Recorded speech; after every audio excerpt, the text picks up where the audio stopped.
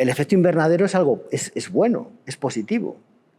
¿Por qué? Porque sin el efecto invernadero la temperatura media sobre la superficie de la Tierra no sería la que es, y sin ese efecto invernadero sería imposible que sobre la Tierra hubiera vida.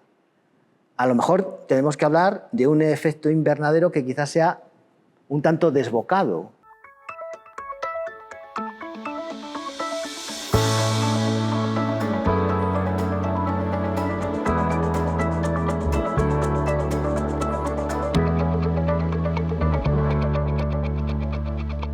¿Qué tal, amigos? ¿Cómo están? Bienvenidos a un nuevo encuentro en nuestro canal Fundos Forum, que en esta oportunidad es el último encuentro de esta temporada.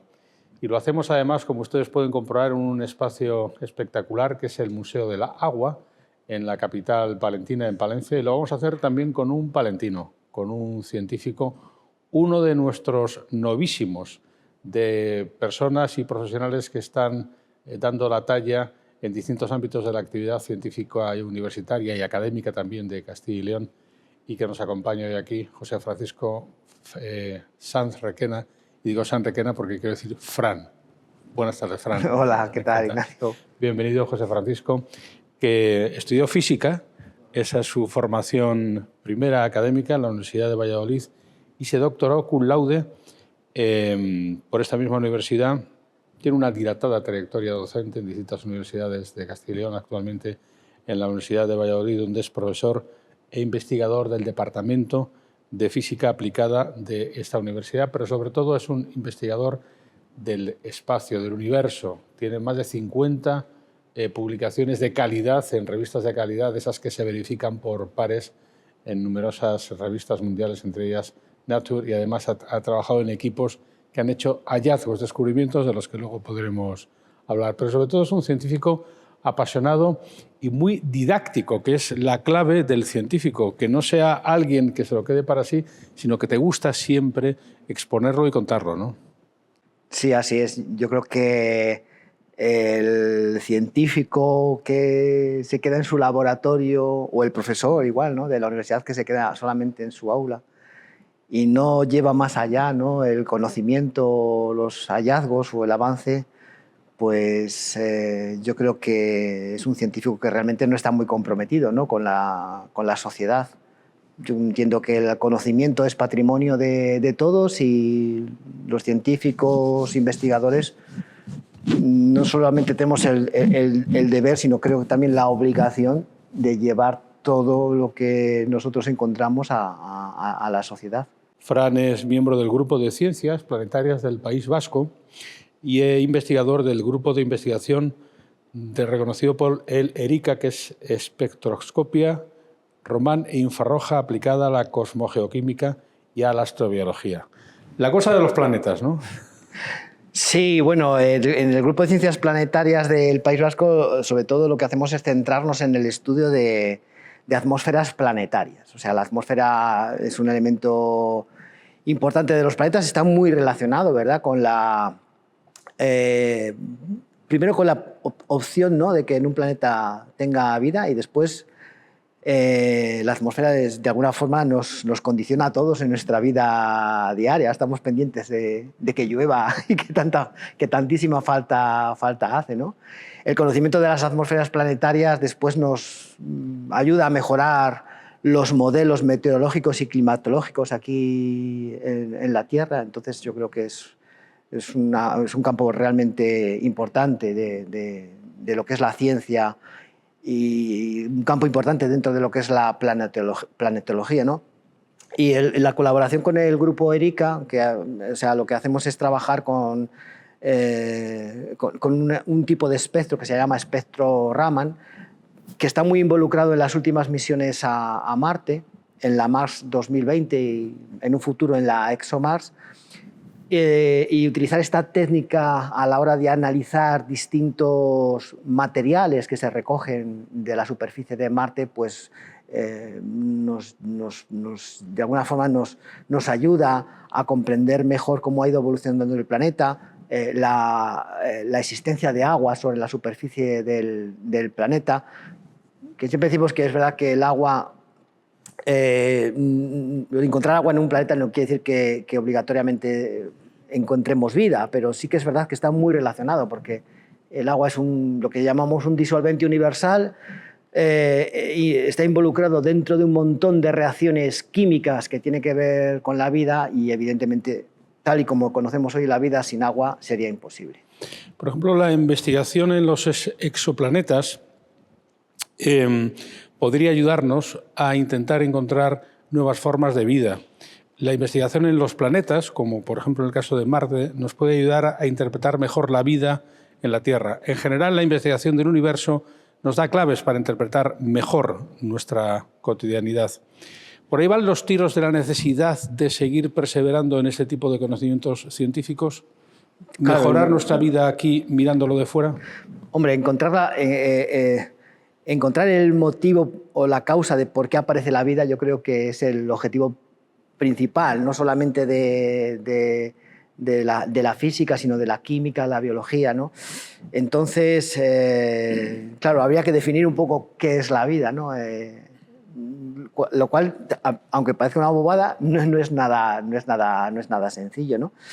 Pero sí, o sea, encontrar que en otros puntos del universo pues hay vida, de alguna forma, pues como personas, ¿no? nos llevaría también a una revolución, creo yo, también desde el punto de vista sociocultural. Es un poco cuando se pasó un poco del modelo geocéntrico, ¿no?, al modelo heliocéntrico, ¿no?, con toda la revolución de Copérnico, que no solamente fue ese descubrimiento científico, sino también toda la repercusión a nivel social, a nivel religioso, a nivel ético, a nivel moral de lo que eso supuso, ¿no? Yo creo que encontrar vida en el universo pues, puede suponer algo similar. Ahora estás con Marte, pero hubo un tiempo, si no me equivoco, en que estabas con Saturno también. Sí, bueno, seguimos haciendo investigación en gigantes gaseosos, Saturno, Júpiter, Saturno, Urano y Neptuno. Son planetas, nosotros decimos que son laboratorios naturales, o sea, reproducir en un laboratorio terrestre los fenómenos meteorológicos que encontramos en esos planetas sería prácticamente imposible. Entonces, para nosotros son planetas en donde podemos validar modelos porque las condiciones que se dan serían, como te digo, imposibles reproducirlos en un laboratorio. Y seguimos estudiando mucho esos planetas, sus atmósferas, los fenómenos meteorológicos que acontecen en esos planetas, porque, como te decía antes, nos ayudan mucho a comprender y a mejorar los modelos que después son aplicables a la atmósfera terrestre. Como te decía antes, los modelos meteorológicos de predicción, hacer predicciones más largas, los modelos climatológicos que tan involucrados están en el tema del cambio climático. Lo que pasa es que, bueno, Marte, pues es cierto que tiene un interés astrobiológico muy importante, porque, o sea, decir con certeza al 100% que en Marte hubo agua, pues no se puede decir, ¿no? Pero a un 99,99% sí, o sea, de eso estamos convencidos. ¿Por qué desapareció el agua de la superficie de Marte? Ese agua que hubo puede estar relacionado con que en un momento en Marte hubo vida, pues es un poco lo que estamos investigando. O sea que tengo como dos frentes abiertos, ¿no? En realidad, Fran, por lo que te conozco, tú eres astrofísico porque eres físico. Es decir, que tu vocación esencial radica justamente en la física en términos científicos, y si la astrofísica ayuda a la física, esa averiguación es en la que estáis ahora, más o menos, ¿no? Sí, cuando hablamos de astrofísica, o sea, hoy en día en la astrofísica no solamente está además involucrada lo que es la física, ¿no?, sino que hay un montón de otras ciencias, como puede ser la química, la matemática, la geología, incluso diría la psicología, ¿no?, que de alguna manera pues, alimentan esa gran ciencia que es la astrofísica. Y obviamente los descubrimientos en astrofísica ayudan a que evolucione la física, y al revés. Pensamos que la física es algo estático, que no evoluciona, que va, todo lo contrario. Todo lo contrario, nos quedan muchas cosas por conocer, muchas cosas por descubrir, Y eso es quizás lo interesante o lo bonito, ¿no?, que tiene esta ciencia. Y en esto de las aplicaciones prácticas de la ciencia, una de ellas muy característica, muy mencionada, un estándar casi de las conversaciones en este momento, en términos de meteorología, es el cambio climático. La salud del planeta, tú que estudias los planetas, el nuestro en concreto. Parece que discutir esta realidad es algo que queda solamente en posiciones ideológicas, no tiene un fundamento científico. Pero, ¿cómo lo afrontáis vosotros? ¿Creéis que es algo mitigable, que es algo inevitable? ¿Es tan rápido como parece? ¿O a veces hay un poco de exageración periodística también en el cambio climático, Fran? Yo creo que, cambio climático hay y ha habido. Durante que la Tierra ha sido Tierra, pues el cambio climático es algo que es inevitable, ¿no? ¿Por qué? Pues hay muchos factores. Quizás el problema ahora, que no había antes, era si la parte antropológica, ¿no? O sea, la intervención del hombre, de qué manera está influyendo en el cambio climático actual. Y yo creo que ahí, por lo menos, la comunidad científica más o menos está de acuerdo en que sí, que influye. Pero hay otros factores que también influyen en lo que es el cambio climático. Desde factores externos, hay una teoría que se llama la teoría moderna de Milankovitch, que habla de que, bueno, por los propios movimientos que tiene la Tierra, pues eso también influye en lo que es el clima de la Tierra, ¿no? El tema de las manchas solares, que también se ha hablado mucho, son factores externos que obviamente nosotros no podemos controlar. Hay factores internos de causa natural, las emisiones volcánicas, la gran cantidad de dióxido de carbono que emite los volcanes. El dióxido de carbono sabemos que es un gas de efecto invernadero, pues también es un factor que obviamente influye en lo que llamamos cambio climático, que también habría que aclarar qué entendemos por cambio climático, a lo mejor no confundir con el tema de la variabilidad climática. Es un tema realmente muy complejo y es muy sensible. Lo que es cierto es que en ese cambio climático interviene mucho la atmósfera de nuestro planeta. Y es cierto que la atmósfera de nuestro planeta, a pequeños cambios que se produzcan en ella, produce efectos pues tremendamente grandes. ¿Qué pasa? Que a lo mejor lo que nosotros podemos controlar, pues sí, claro, son emisiones de CO2. Las emisiones de los volcanes nosotros no las vamos a poder controlar, pero las emisiones de dióxido de carbono, pues debido a, yo qué sé, pues tráfico rodado, pues a lo mejor eso es algo que sí que está en nuestra mano. El uso racional de la energía, pues también está en nuestra mano. Dentro de lo que nosotros podemos hacer, pues ahí quizás sea lo que, en donde podemos intervenir, por decirlo de alguna manera. Pero para mí es un tema muy complejo, muy sensible y que desgraciadamente, desde mi punto de vista, después se ha trasladado todo esto al espacio político, ¿no? Que no entiendo por qué. A mí me da, a mí me da la sensación de que no, es que si eres de derechas, ¿no?, o votas un partido de derechas, eres negacionista del cambio. Y si eres de izquierda, no. Yo creo que son cosas que, desgraciadamente, se las han apropiado los políticos. No sé muy bien por qué y como que están dejando de un lado, ¿no?, la parte más científica, que yo creo que es la que a mí me interesa. O nos interesa a la comunidad científica, entiendo. Pero en lo que concierne a la investigación, hablas de que es un fenómeno muy complejo. ¿Es modelizable? ¿Seríamos capaces de generar modelos evolutivos del cambio climático que nos dieran una visión real a medio plazo, no especulativa? Sí, claro, se pueden hacer modelos de cómo es el clima de nuestro planeta y cómo puede evolucionar el clima de nuestro planeta en función de distintos factores. Lo que te decía, por ejemplo, ¿cómo va a ver? Claro, cuando uno habla de clima, da la sensación de que habla solamente de cómo cambia la temperatura, pero el clima va más allá. Tendríamos que hablar, por ejemplo, de precipitación. Tendríamos que hablar de cómo cambia la humedad, la temperatura. O sea, hay un montón de variables físicas que están muy relacionadas con este concepto que nosotros denominamos cambio climático, ¿no? y después hay que tener en cuenta o cuidado con algunos matices. Por ejemplo, el tema de los gases de efecto invernadero. El efecto invernadero es bueno, es positivo. ¿Por qué? Porque sin el efecto invernadero la temperatura media sobre la superficie de la Tierra no sería la que es, y sin ese efecto invernadero sería imposible que sobre la Tierra hubiera vida. A lo mejor tenemos que hablar de un efecto invernadero que quizás sea un tanto desbocado. Y cuando se habla de ese efecto invernadero que está relacionado con aumentos de la temperatura de la Tierra ha aumentado y ha disminuido a lo largo de toda la historia de la Tierra. Quizás no es tan importante, creo yo, el aumento de la temperatura del ritmo al que aumenta la temperatura, porque eso sí que es importante.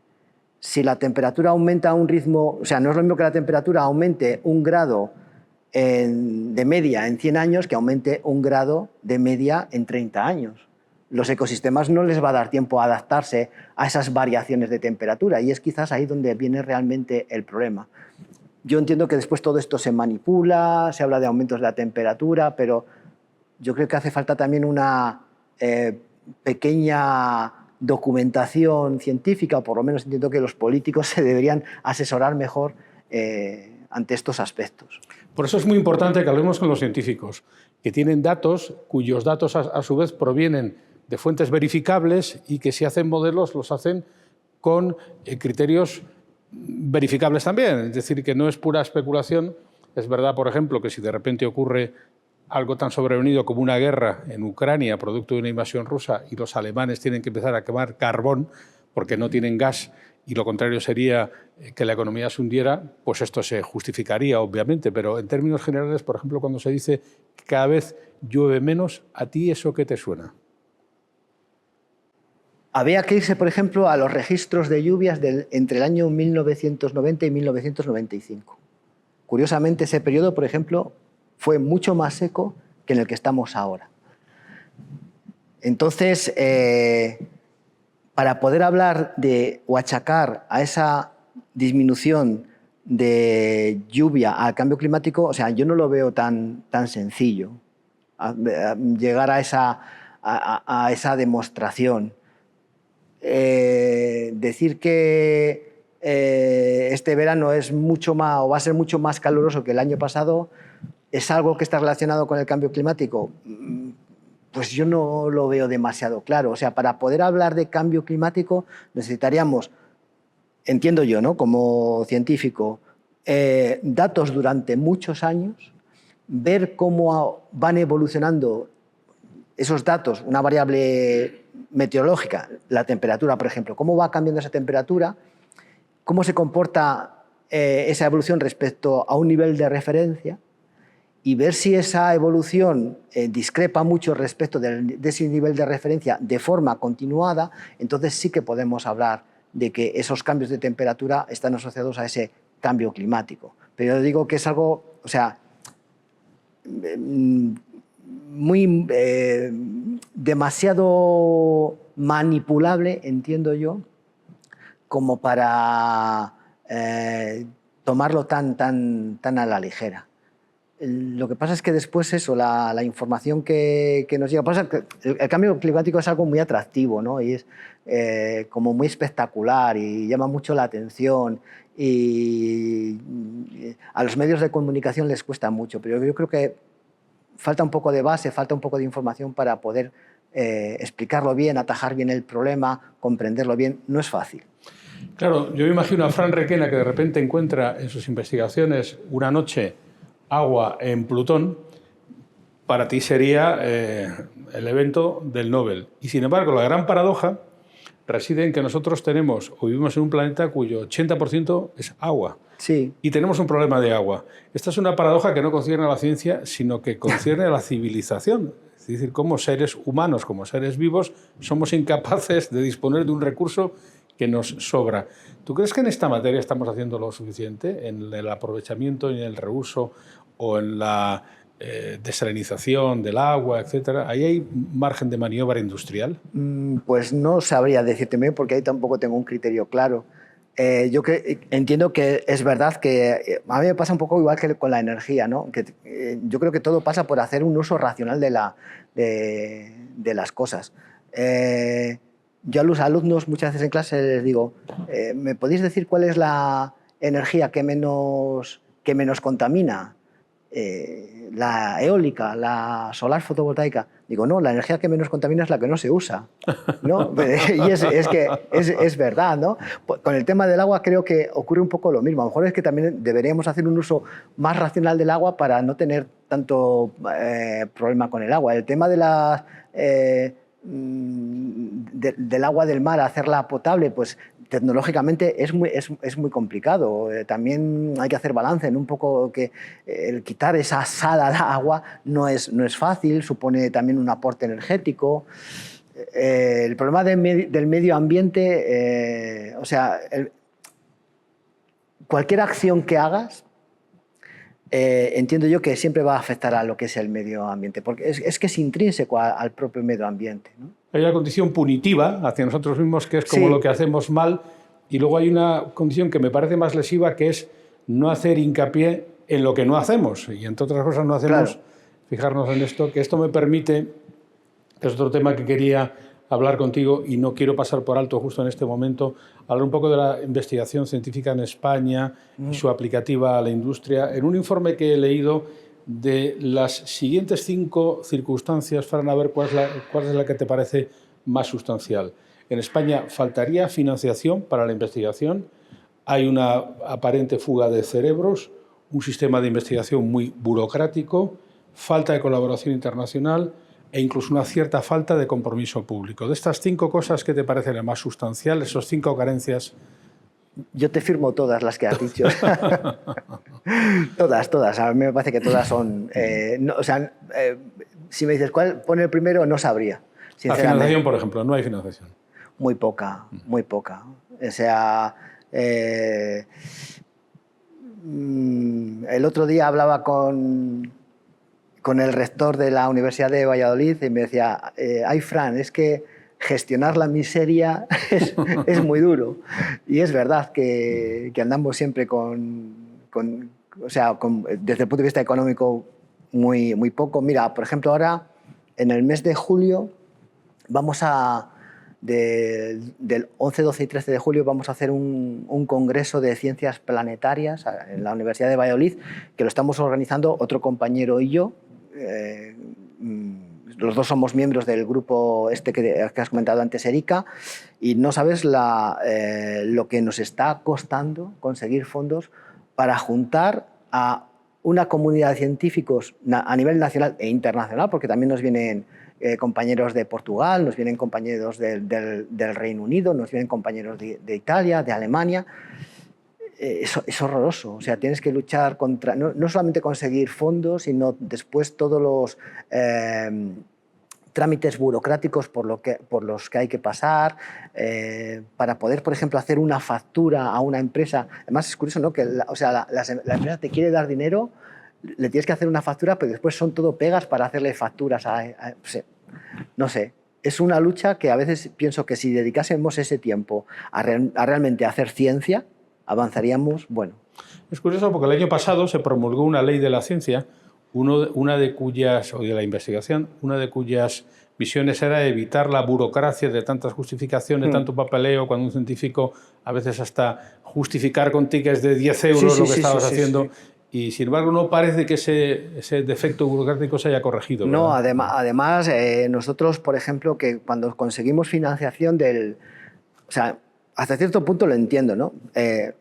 Nosotros concursamos al Plan Nacional de Investigación y te presentamos un proyecto, te dan un dinero, pero o sea, hay que justificar al milímetro, pero al milímetro, ese dinero que te estás gastando. Que en el fondo yo lo entiendo, o sea, es dinero de todos, pero después lo comparas con otros gastos que parece que no son, no son tan exhaustivos a la hora de llevar la contabilidad o a la hora de justificar los gastos, que no sé, y da un poco de reparo, ¿no?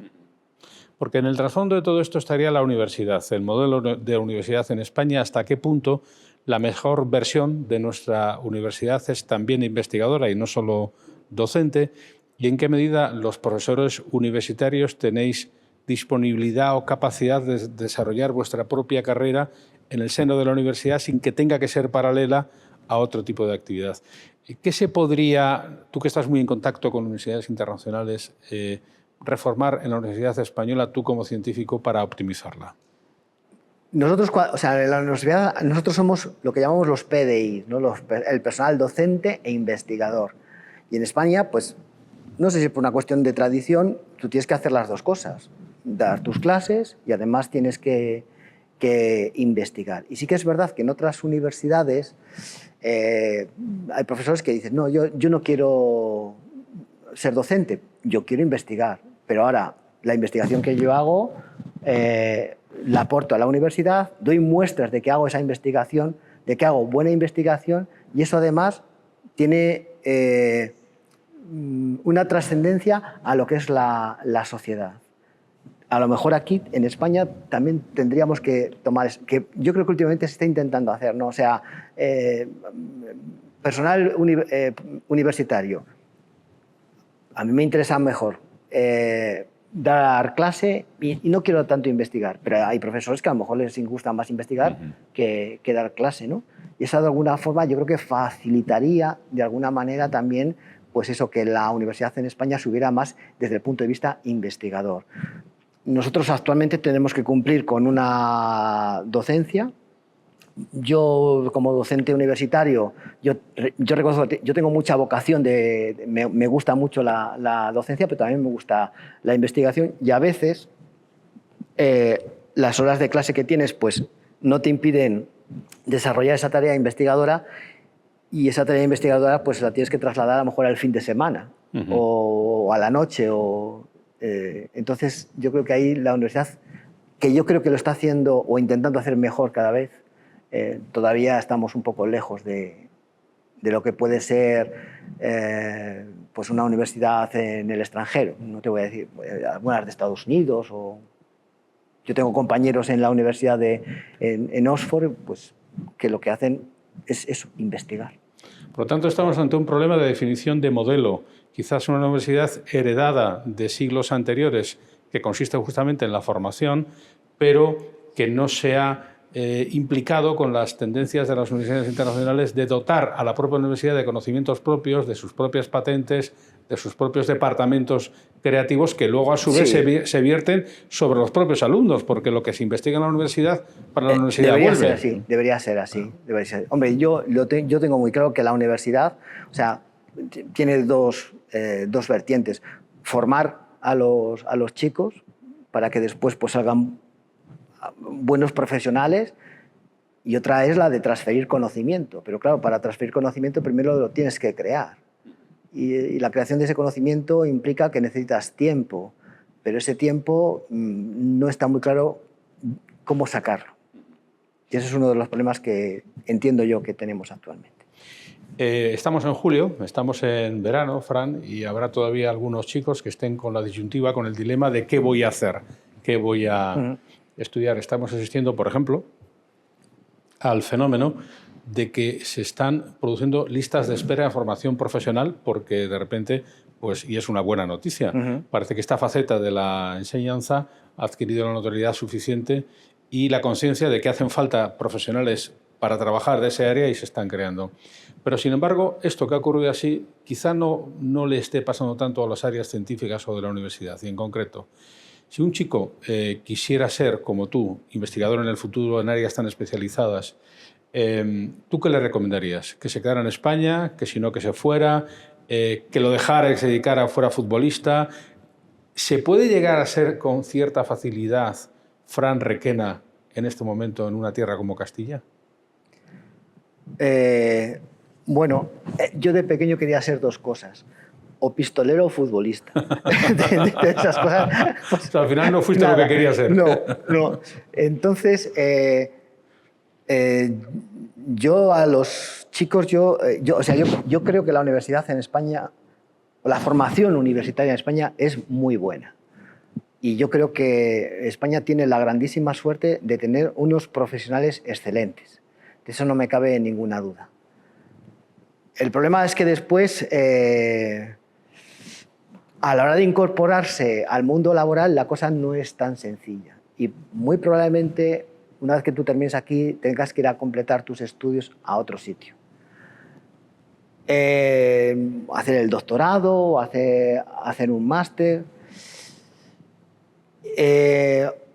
También entiendo que hoy en día la formación universitaria funciona de manera distinta a cuando yo estudiaba. Cuando yo estudiaba, lo suyo era, pues tú haces aquí la licenciatura, que era entonces, tú estudias aquí el doctorado y lo de salir fuera como que no estaba demasiado, no de moda, sino, bueno, pues no había tampoco los recursos que hay ahora, ¿no? Yo creo que ahora la formación universitaria es un compendio o una unión de parte la vas a hacer aquí, parte yo aconsejaría márchate fuera. Yo por lo menos lo veo así. Y luego está la iniciativa privada, que yo considero que también tiene un papel importante en vuestro ámbito. Me parece muy sorprendente dentro del modelo americano lo que está haciendo Elon Musk, que ha sido capaz de ser proveedor de la NASA, agencia estatal, de servicios privados de lanzamiento de satélites y de cohetes. ¿Se echa en falta quizá la iniciativa privada en vuestro sector? ¿Qué falta? ¿Estímulo para que las empresas sean capaces de invertir con todas las letras, invertir en talento que luego les revierta? ¿Falta conciencia? ¿Falta que personas relevantes en ámbitos científicos adquieran la notoriedad de imán, por ejemplo, de Elon Musk, que genera a su vez vocaciones? ¿Qué nos falta? Bueno, yo creo que cada vez más hay una unión importante en lo que es la universidad-empresa. Como te digo, antes quizás esto no existía. Yo creo que eso va mejorando poco a poco. De hecho, hay muchas empresas que están muy interesadas en lo que hacemos en la universidad. Mira, ahora, por ejemplo, estamos haciendo cosas con Airbus, con otras empresas dedicadas al sector aeroespacial, que están interesadas en, bueno, en un futuro, enviar satélites al espacio, bueno, y están contando mucho, ¿no?, con todo lo que estamos desarrollando nosotros en la universidad. Pero te diría más, o sea, también veo cada vez más movimiento de empresas que vienen a buscar a los propios alumnos a la universidad, fíjate, antes de que estos estén terminando la carrera. O sea, yo creo que eso también poco a poco está cambiando, y esa relación entre universidad y empresa yo creo que cada vez va siendo más importante. Quizá lo que tenemos que hacer es contarlo, subrayarlo, evidenciarlo, para que a su vez, sí, eso es verdad, siendo justos con el fenómeno, tenga su efecto llamada. No quiero dejar pasar la oportunidad, Fran, ya que hablo contigo, de hablar de tu espacio natural de trabajo, de tu campo de fútbol cuando querías ser futbolista, que es el universo.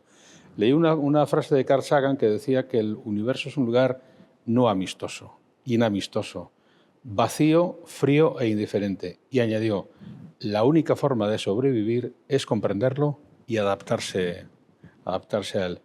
¿Tú estás de acuerdo con eso? ¿Crees que Sí, lo dijo Carl Sagan. Fíjate, yo me acuerdo cuando era pequeño, en aquella época pues solamente había dos cadenas de televisión, que era la primera cadena y la UHF, que era la segunda. Que era la segunda, ¿no?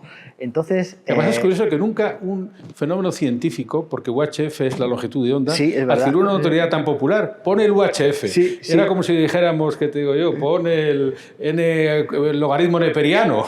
Pues, sí, es cierto, es cierto.